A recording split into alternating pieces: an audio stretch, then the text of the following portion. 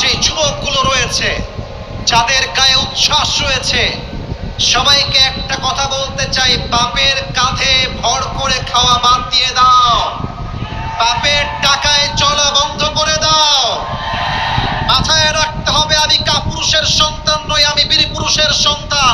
আমার বাপের পরিচয় আমার পরিচয় হবে না, আমার পরিচয় আমার বাপের পরিচয় হবে।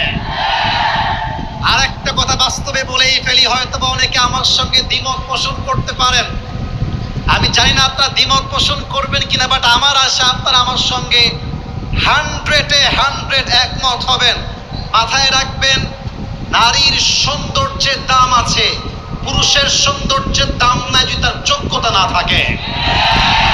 পুরুষের আসল পরিচয় তার চেহারায় নয়, পুরুষের আসল পরিচয় তার বডিতে নয়, পুরুষের আসল পরিচয় তার টাকার মধ্যে লুকিয়ে আছে। যুবকরা, টাকা থাকবে তো টাকলার সঙ্গেও মেয়েকে বাবা বিয়ের পিড়িতে বসায় দিবে, আর টাকা না থাকলে টাকরা যুবককেও মেয়ের বাপ চোখ তুলে তাকাতে চায় না। যুবকরা, তোমরা কি সবাই ইলন মাস্কের নাম শুনেছো?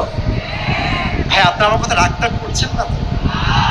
আমি একটু ফ্রেন্ডলি কথা বলি।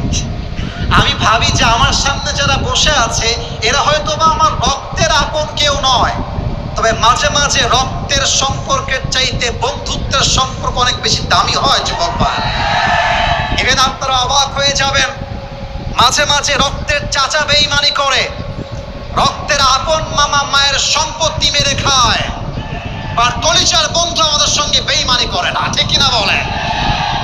তো বন্ধু হিসেবেই বলছি, আমাকে একটু উত্তর করবেন, আমার কথা মাইন্ডে নেবেন না। আপনারা সবাই ইলন মাস্ক নাম শুনেছেন না? গত মেবি 1 সপ্তাহ আগে তার জাস্ট একটা টিপস বা একটা পরামর্শ, আমি তাকে আইডল মনে করি না। জেফ বেজোস আমাদের আইডল নয়, ইলন মাস্ক আমাদের আইডল নয়, শাহরুখ খান আমাদের আইডল নয়, আমির খান, সালমান খান কেউ আমাদের আইডল নয়। আমাদের আইডল মুহাম্মদুর রাসূলুল্লাহ।